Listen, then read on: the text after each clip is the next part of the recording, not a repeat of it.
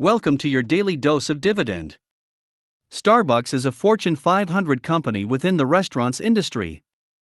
The stock price has overperformed the S&P 500 over the last 10 years, with dividends reinvested. Let's briefly analyze some key fundamentals. Data is based on a 5-year average. Sales growth, 6.4%, thumbs up. Earnings growth, 13.3%, thumbs up.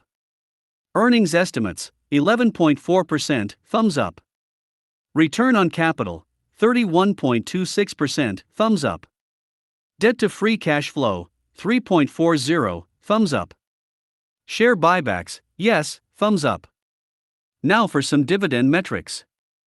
Dividend yield, 2.09%, thumbs up. Payout ratio, 56.12%, thumbs up. Growth rate, 15.87%, thumbs up. Growth years, 11 years, thumbs up. 10 out of 10 thumbs up. Excellent, that's a perfect 10. You might want to take a closer look on Starbucks for your dividend portfolio.